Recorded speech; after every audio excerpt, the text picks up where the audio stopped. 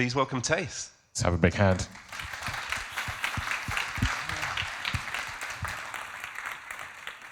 Hello, everyone, and welcome to day 2 of PHP UK. I hope it will be a good one.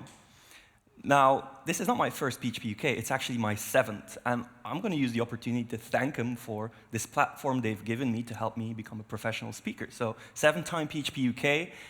I've been coming to PHP UK since 2008, back when it was in, what was that again, in Hammersmith. And then in Hammersmith. Wasn't it the Olympia? I'm not sure. Then we moved to the Business Design Center in Islington, and now we're here for a number of years, so thanks to them for all of that. Now this talk, if you check this out, 10 things that helped me advance my career. It reads a bit like a Buzzfeed news article, sounds a bit like a YouTube course some fake influencer would be putting online. I assure you that's not the case. In no way, shape, or form do I have any arrogance of inspiring. That will not be the case. I'm just going to tell you stories and tell you 10 things that worked for me. If they don't work for you, I feel really sorry about that. But at least maybe grab 1 or 2 nuggets.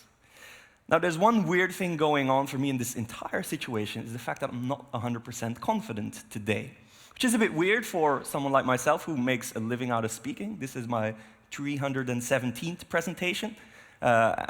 Usually you can hide behind the tech, behind the technology. Today, I'm a bit out in the open, and we'll see how we fare. However, it's not my first keynote. So let's have a look at this one. Anyone recognize the room? The actual room you're sitting in, the Porter Ton. So I did a keynote here back in 2019. Good times, right? 2019. And yeah, it was reasonably well delivered, and it was based on inspiration I got in 2018. When I was sat here, I'm not sure if I was a speaker or attendee, but I saw 2 people deliver excellent keynotes, and I thought, you know what? I actually consider myself a peer. So I thought, if they can make the leap of faith and gather their thoughts and do a keynote, why can't I? And I overcame the obvious imposter syndrome, like we all do, thought about something interesting, submitted it, and it got accepted. Wow, so that happened. And it was reasonably well received. The thing is, in order to be confident enough to do this, one has to practice. And I thought, hey, there's another conference I hold near and dear. Why don't I submit it for that one as well? And I did. That was Dutch PHP Conference 2018. Let's say the reviews were mixed. Let's call it that. Let's call it that. Because in my authentic style, I went all out, 100%, guns blazing, no holds barred. But I was a bit unfiltered.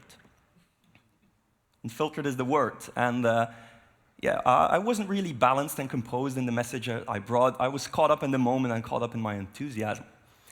And the weird thing was, when I came off stage, people approached me and said, what a great keynote. And I thought, yes, ego booster, this is going well. Then after a couple of hours, I started reading my joined-in feedback, and I started reading the tweets that was sent my way. And again, some of them well-received, some of them not so good. And we'll talk about that. There's a section in it where I've learned a tremendous amount from that feedback. But that forces me to bring a disclaimer right here, right now, is in all the stories I am going to tell, I am not the victim. Very important. I know, and I don't think about it at all, but yes, I don't come from this underrepresented, disenfranchised demographic. That's the case. There might be some privilege in there. I don't think about it at all, but it is a fact, and I want to position it, I want to put it out there to ensure that we're not on the wrong foot. So that being said, hi, my name is Thijs. That's how you pronounce that. I'm a Dutch-speaking Belgian, tech evangelist at a company called Varnish Software. We build software-defined web acceleration and content delivery solutions. And while some people know us from that, most people know us from the open source project, Varnish Cache. Who's ever heard of that? Show of hands. Woo, that's nice. It's cool. Great. Wonderful. I'm also part of something else, or used to be part, or still part. I'm not sure who's heard of that PHP Benelux thing. All right, so I helped co-found the thing. We organized, with me as part of the core crew, 9 editions of the conference. There has been a 10th one, and then COVID happened, and we haven't fully recovered from that. And people think we're dead, but that's not the case, because I sent out a tweet last week with this picture. Yay, right? This is the core PHP crew contemplating organizing a 2025 edition. Contemplating. Important. When? Well, when. Derek asks when, and there's variables in play. We need to check how feasible it is in terms of logistics, budget, because we don't know what the post-COVID world looks like in terms of organization. I've talked to Sam, who organizes this. And of course, is anyone going to show up? So by show of hands, who's actually interested in attending that? Be honest, be honest. That's good enough for this room, so wonderful. So remember that I promised you I would tell you 10 things that helped me? Could be 8, depending on the time. There's nothing tougher than a 30-minute speaking slot, nothing tougher. Because you always aim, like, whatever I have to say always fits into a 40, 45-minute slot, never 10. We'll see how we fare. We either stop and hold it to a grinding halt and let you go and have your break, or we'll see. Without any further ado, let's start off. My number 1 tip to you is to show your passion. I'm not saying to you that you should be passionate about what you do, because you obviously are, and there's this thing you're incredibly proud about, and it might be something very niche, very fringe, very exotic. Do not give up on it, because that thing, I'm not saying it will advance your career immediately, but it could be a spark, could start something, and you can leverage that and get in touch with people and do the next thing. As a matter of fact, I chatted to someone yesterday who had this really interesting take on a conference talk she wanted to do about something very, let's call it niche. And I thought, yeah, could be something, and before you know it, you get in touch with people, and one thing leads to the other. Now, the thing about it's always the beep, right? Do you hear that? Always the beep. So that threw me off a bit, right? So showing your passion, when you show your passion, there's always a level of confidence that goes along with it, because that's the thing that you identify yourself with, that you want to talk about, that you want to show to people. Well, that confidence can often be confused for authority, and there's a negative aspect to that. There's a term for it called the con man, which is short for the confidence man, which is someone who deceives people by using confidence and confusing people thinking that you're an expert or an authority. That's bad. Don't do that. However, sometimes it works to your advantage. I'm going to tell you a weird story. I'm going to give you the context. Imagine walking through the streets having to go to the bathroom. Right? Real context, right? Strange. What do I do when I don't know where to go? Flat, straight face, I walk into a hotel and pretend that I'm staying there, because there's always a toilet near the reception desk.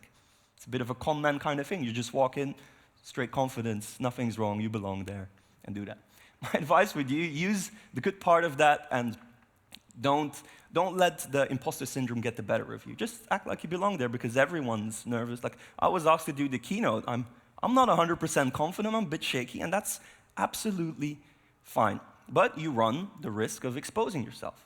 You put yourself, especially when passion's involved and it's a thing you hold near and dear, you tend to expose yourself. And my advice would be that it's absolutely fine, and that brings us to number 2, sometimes take the occasional risk. You have this cliche of stepping outside of your comfort zone. Yeah, why not? Keep the comfort zone like really close. Imagine this is my comfort zone. I'm going to step right out of it, make sure I'm really, really close, just in case it doesn't feel right. But sometimes, even when you fall flat on your face, like I did in 2018 at that keynote, it is fine. Unless, and here's the disclaimer again, when jumping the shark involves jeopardizing your health, both health and mental and physical, maybe your livelihood, family, all that kind of stuff, you might want to reconsider. But sometimes taking that risk, taking that leap of faith, like the keynote speakers did in 2018 here, that inspired me to do one, well, that could pay dividends. Try it. It's not that bad. Even if you fall flat on your face, I'm sure you can get up. I'm sure you can get past the embarrassment, and you'll learn a thing or two. So along the way, when all of that happens, when you put yourself out there and share your absolute passion, people will try to give you advice. Be careful with that. Everyone's doing it from the goodness of their heart, of course. But there is this specific persona, I think everyone knows a person like that, who views the world as a set of boxes where everything has to fit in nicely and tidily. Their world revolves around consolidation of position, power, accumulation of assets that could be financial, could be other kind of possessions. And everything that jeopardizes that nice balance, let's use the word conservative, is a +1 or a -1. And everything that results in a -1 is to be avoided. That's that view. Don't take career advice from these people. Don't take life advice from them. Do take financial advice from them. Like, they're the right kind of people to take financial advice from. But I like to take more of advice from people who see the world as a collection of experiences you should have. Like, speaking of the more conservative point of view, A lot of these people aren't evil, by the way. It's just the way they're wired.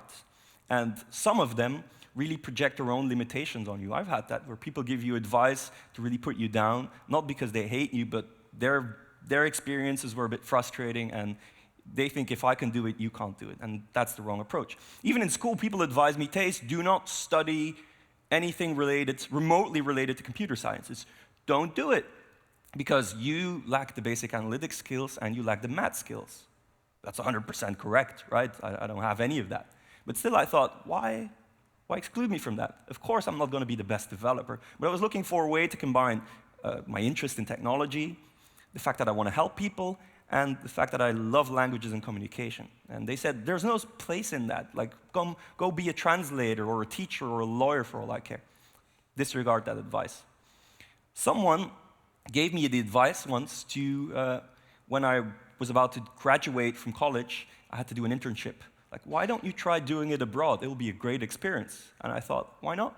There's this European program called Erasmus. There's a little bit of funding in there. I did that. I spent 3 months in Finland, outside of the little town I live, and it opened up my mind. So I attribute everything that's happening to me, professionally rather, me standing here, it's all related to that aha moment. So invest in experiences rather than people who see everything as a +1, as a -1.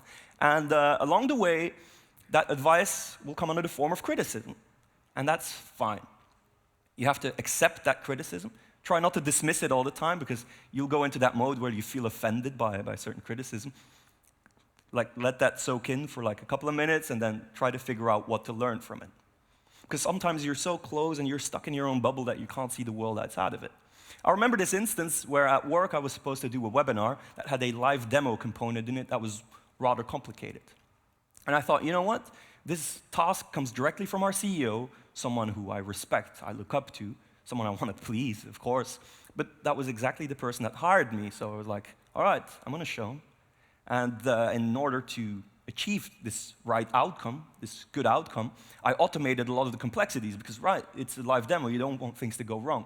And I dry ran it, and after showing it, there was this awkward silence, and then he's like, this is not what we expect. This isn't any good. You're hiding all the interesting bits and bobs behind layers and layers of automation. Take people on the journey. And then he also said, I'm really disappointed in you as well, for be able to see that. We hold you to a higher standard. That was the message. Well, that took me like half a day to recover from. It's like, crap, the guy I look up to gave me some feedback. But then I thought, I really want to prove him right. So I actually, here's the key, actually listened to what he had to say instead of feeling offended. And his message was, don't hide behind layers of automation for that specific use case, right? Peel it back, show the journey. And even if you mess up in a live demo, people will be understanding of it, as long as the message is genuine. It took me 2 days, reconstructed the demo, showed it to him. He watched it and said, you know what? This is exactly what I was talking about. This is what we need. So initially, I thought, hey, I'm going from -1 to 0, which is good. We're back at even keel. And then he said, but I'm particularly impressed with how you handled that feedback, because I know I was a bit harsh and very direct. And I'm impressed with that, and you're exactly the right guy for the job. Even in tough situations, you learn from it. So all of a sudden, I went from -1 to +1. The French have an expression for that. It's reculer pour mieux sauter, which means like take one step back, which I've done, and now hit the box here, right? To take an even bigger leap. And yeah, that's good. And that also helped me with that semi-disastrous keynote back in 2018. Because a lot of people gave genuine feedback, genuine. They separated my delivery, which apparently they liked, from the message, something that I apparently alienated them with, and were very kind. Of course, and that's an important one, you need to filter the noise from the message.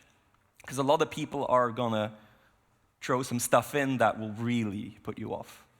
And I read some of the comments, and some of them were hidden under a layer of noise. Noise under the form of, you probably know the snobbery and the high horse kind of, you know what you should do, right? A lot of virtue signaling in there. But I thought, if so many people do this, I can't dismiss that. Of course, you feel a bit angered at first, but then you see the pattern and you say, like, all right, there's something going on here. I can't ignore this. So I sat myself down, listened to what they actually had to say, and took responsibility. And my responsibility was that I failed to connect to an entire room. Long story short, I was in bro mode a bit too much in that keynote. So I learned from that, and now I accept responsibility for that. Whereas it would be really easy to say, well, the haters are going to hate. No, it was actually genuine feedback, and I thank those people for commenting on it because it allowed me to learn. And the message was, let me take you to number 5. So what I really said was, in order to achieve anything in life and your career, you have to work super hard for it. You have to be relentless and make sacrifices. And people said, you know what? I don't like that message because you're not keeping mental health into consideration, risk of burnout, work-life balance. But in 2018, that was not on my radar. I had no idea about that kind of stuff. Now the year is 2024, and I have a lot of friends who suffer from that. So that's very real, and those comments made me aware of it. And when I did it again, the keynote in 2019, it was a more balanced message, and I said, you know what, that story still holds true. You still have to work a tremendous amount to reach that goal that is probably over there. And talent is an accelerator for that.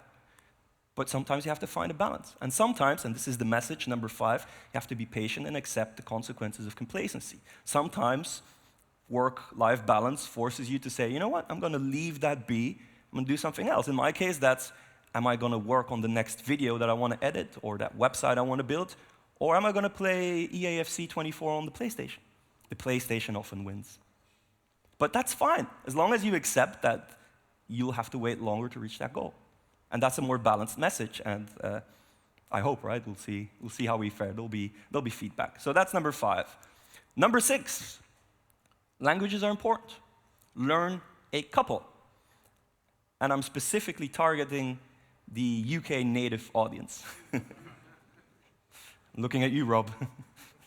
But that's easy for me to say because I come from this area. So let's do a little bit of geography, right? This is Belgium, the country I come from. And this small dot is the city of Dixmude, where I live, born and raised. And it's surprisingly close to the French border, isn't it? As a matter of fact, in order to come here, I drove my car to France, parked it there, grabbed the Eurostar from the city of Lille to be in London, most efficient way. So that means I'm exposed as a Dutch native speaker because I come from the Flemish community, which is Dutch speaking. I get exposed to French quite a bit. Of course, half of the country speaks French, and there's this little segment, I think, Wim, help me if I'm doing it wrong, right? Over here, somewhere, more like there, that is German speaking. So we get exposed to languages all the time. The fact that in Belgium, especially in the Dutch part, we don't dub English shows, exposes us to language really early on. I'm not saying everyone's a perfect polyglot, but at least the system is there. And I like that because it helps me open up my mind. I studied Latin for 6 years in high school, and they really teach you how to deconstruct languages. So I thought, you know what, I'm going to need to learn a new language just for the sake of it. And I installed Duolingo. Yeah, I know. It's not the perfect app, is it? It's not the perfect app. But it helped me because I'm on 851 days of Swedish now. Mycket bra. Yeah, I know. But that happened as a result of a really inspirational trip to the Nordics. So Varnish Software, while we are an international company, has offices has the headquarters in Stockholm, actually. And we have an engineering office in Karlstad and another engineering office in Oslo. Karlstad is bang in the middle between Stockholm and Oslo. And we went at the tail end of the COVID pandemic, went on a little road trip. It was my first outing, so I was really excited. And the reason why we did the outing is because during the pandemic, I wrote a little book. Well, little, it weighs 2 kilos, 778 pages. But again, the lockdowns were long. And they were, right? So that was the only thing I had to do because there was no standing on stage like a madman like I'm doing here. So I wrote this book. And this was my opportunity because these books, 1,000 of them, which is 2 tons of books, was delivered to our office in Karlstad. And I managed to pick it up. And it was such an inspirational trip that I thought, you know what? Why not learn Swedish? And it's fun. Do I speak Swedish now? No. I can do a little bit of catchphrases. I can read stuff. But it's fun because it allows me to interact with my colleagues in a different way. I call it, again, exposing yourself, but putting some skin in the game, showing that you care. So what is the next language, you may ask? Well, Spanish would be an obvious one. Could be Albanian. You know why? My neighbors are immigrants from Kosovo. They're Albanian. It would be fun to learn that and see how we fare. The real story that I would like to tell you is I would like to learn sign language next year. I saw this show on TV where kids and adults can get their dreams made true. It's called in Dutch, my Belgian friends will probably know this, the Droomfabrik. Yeah, it's this show. And there was this kid called Otto, and his dream was to stand in the middle of a football pitch of the team he loves, which happens to be the team I love, Club Brugge. and have his name shouted at them and be celebrated like a player. Trick is, kid was deaf. So what happened is, and I was at the taping of that event. I was in the stadium with my son, and I'm going to need to put that down. In order to show or shout his name in sign language, that was Otto, Otto, Otto. 30,000 people did that. Great thing. And 2 weeks ago, they aired that on TV, on Belgian national TV. And the subliminal message was, maybe we should have more awareness for people who are hard of hearing or deaf and learn sign language. And I thought, you know what? That seems like a 2025 task to me. So we'll see how we fare. Next up, break out of the corporate mold. There is this very rigid business world. Of course, I'm not sure if all of us are tied down to that. The world of tech is slightly different in that way. It's more laid back, more casual. But still, what we do as technologists is part of a bigger business plan. And there are some more rigid ways to interact, depending country per country, culture per culture. I would ask you to try to break out of that. Still be professional, of course. Don't go crazy. But add your own flavor. And the way I like to do that, I've done it for a long time, is by using the following slide. So when I talk about caching, I think I've done 150 presentations purely on caching. Instead of doing the boring, hi, my name is Thijs, and welcome to my caching presentation, and then have the company logo on it, and the template, and the bullet points with too much text, the only way you can stand out, because you're fighting for attention and eyeballs, right, is to be a bit different. I'm not saying you should do that. Let me go into character and do that. So whenever I present and do a talk about caching, before I actually introduce myself, I say, dear people of PHP UK, let's do this for real now. Dear people of PHP UK, before I can teach you anything about caching, we need to be on the same page. I want to do a little bit of a crowd check, vibe check. And I'll do that through a couple of statements. And this is statement number 1. Ladies and gentlemen at the brewery here in London, do we agree that slow websites suck? See? And that's the connection point, right? Because first you need to show that you're for real. There's no such thing as business to business, right? Businesses are a collection of humans trying to convince another set of humans. So play the human part, act the part, try to reach out to your audience. I struggle with that. I followed a sort of a classroom-style training on how to deliver impactful presentations, and they always tell you to look at the audience and go left, right, and center. That's a tough part. So I tried to break out of the corporate mold because it helped me tremendously, because my boss saw that prior to joining, and he's like, that adds a little bit of rock and roll and flavor. We should hire that guy. So I'm confident that this slide got me hired, which seems like a sort of a mere implementation detail, but it was a bit different. It was a bit left of center. Which brings me to the most controversial part of my entire presentation, is me saying that we should break out of the mold and the stereotypes we have in our community, in our world. I call it, and you can be angry with me, I can take the hate, it's fine, you can bring it, the Star Wars and coffee crowd. Who here likes Star Wars? Star Wars lovers? Yeah. I was expecting to see everyone's hand in the air, so you're helping me out here, thank you. Who likes coffee? Let's see about that. Yeah, a lot more people.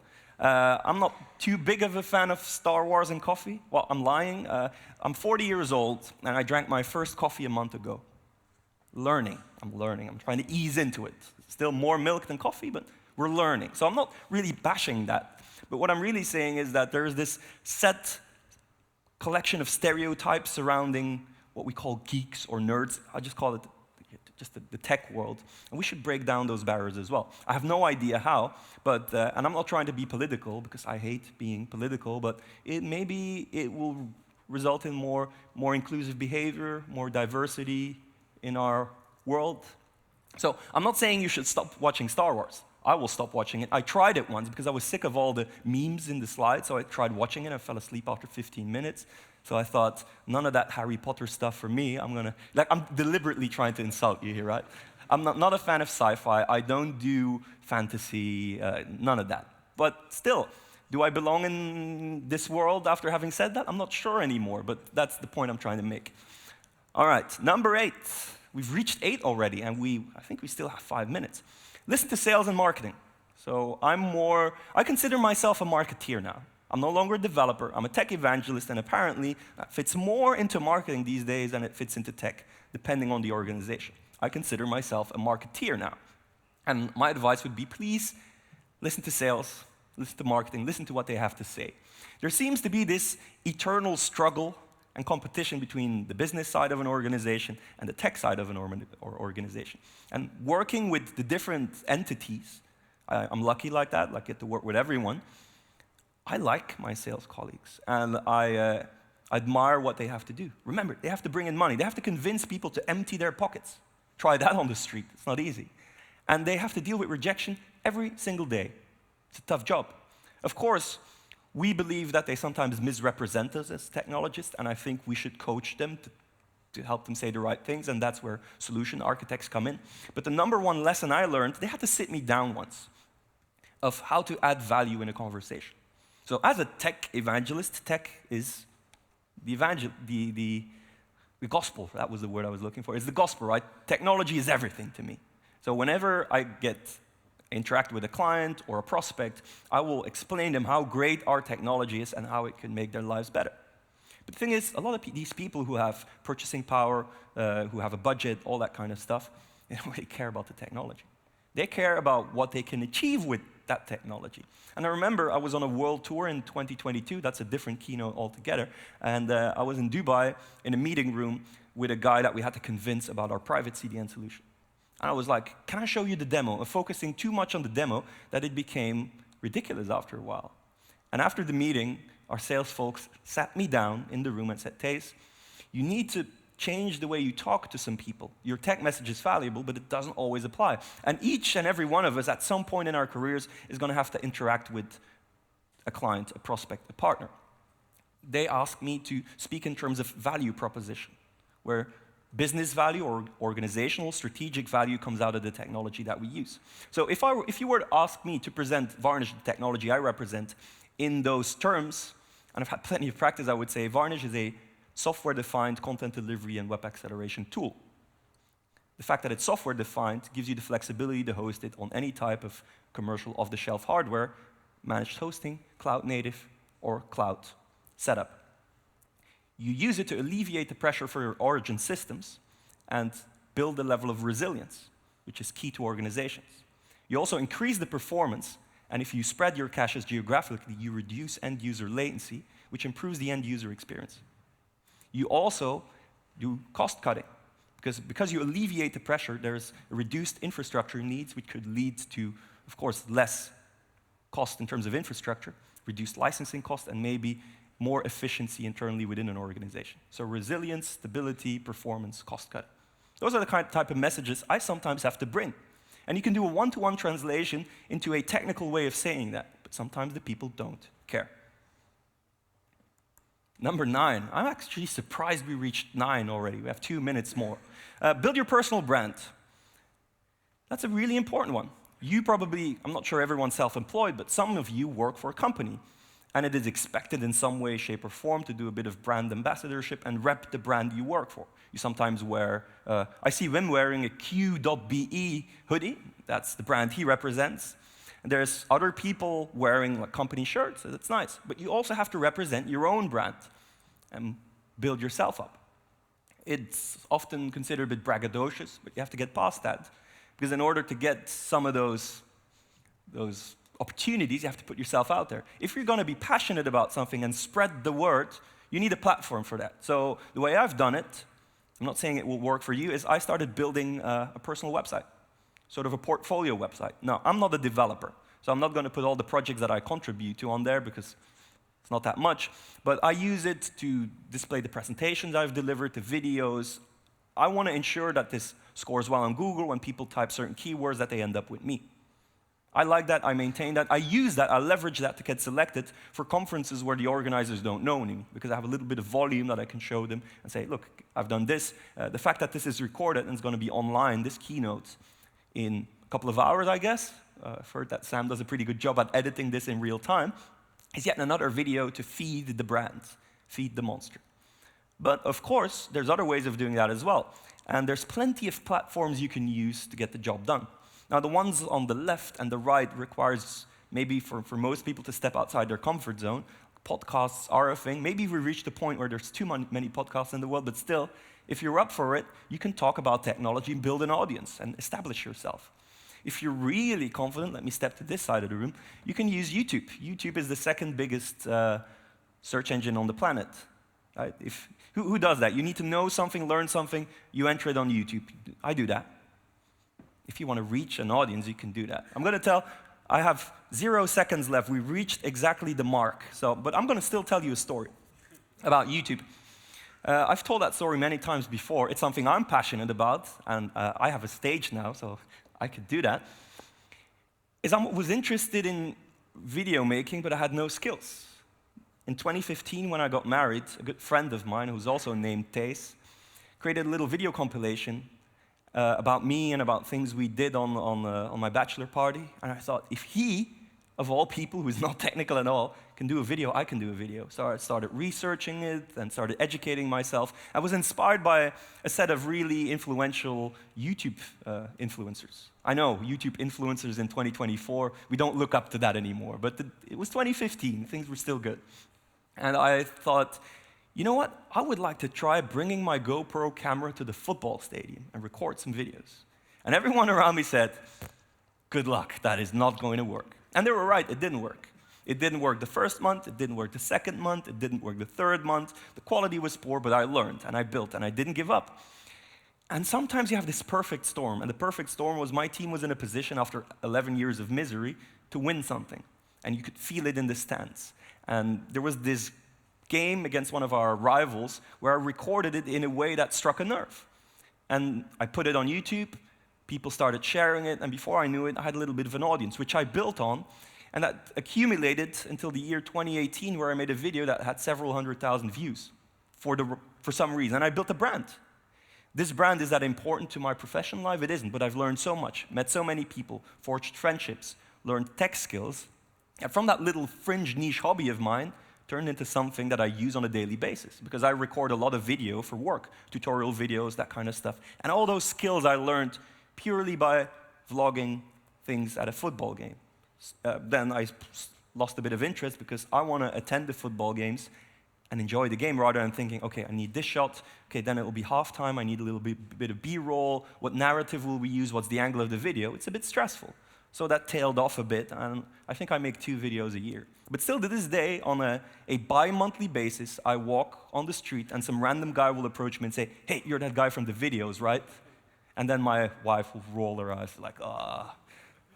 So if you can do it, and there's different kinds of stuff, like LinkedIn, build your profile. Who gets chased on LinkedIn by recruiters on a weekly basis? Most of you, right? I'm a bit jealous of you because that never happens to me. I don't know why. You get sick of it, I could use it, I don't know. But of course, GitHub. GitHub is a big one. It's considered a CV, a resume for a lot of people in the tech world to show what you're involved in. So if you want to leverage your position, why not contribute to a couple of open source projects, show that you have the skills, show that you have passion about this, and one thing will lead to the other. Of course, you have the traditional ones like Twitter. I refuse to call it whatever character is in the middle here. It's Twitter and Facebook and Instagram, and you can do all that and have your own personas there. What I like to do, and we're almost done here, right, is Stack Overflow. Every time someone posts a question on Stack Overflow and uses #Varnish, it ends up in my mailbox, I get those notifications, and I always answer. I try to be elaborate about it, and you get a little bit of a score. You build up an audience, you can see how many people you reach. And out of that, sometimes people contact me directly because they see I'm the guy who responds to those questions. So if you're passionate about something, and you don't want to be the loudmouth guy like myself standing on the stage, it's an angle. It's a way of doing things. And the last one, and this is where we end this session with, is be where the action is. And you know that, because I'm preaching to the converted, because we are all here to not just watch sessions of guys like myself on stage, but to interact with people, the hallway track. There's this little room. I advise you to go there at some point. Go down the stairs. It's near the reception. They have couches. They have game controllers and games. It's Nintendo. I saw some Mario stuff. There's a barista there, and I walked in there, and I saw a bunch of people that I didn't expect to see, had such interesting conversations that have led to opportunities that will make my year. I'm honest about this. This happened without any anticipation. So be where the action is. Conferences like this, small meetups. If you don't have a meetup group close to you, start one, establish it, build it, leverage it, just build it and be patient. And I guess, it's like all that pressure falls off my shoulders. I can go to the last slide and say, thank you very much, London. It's been an absolute honor being here, and it's a lot less scary than I thought.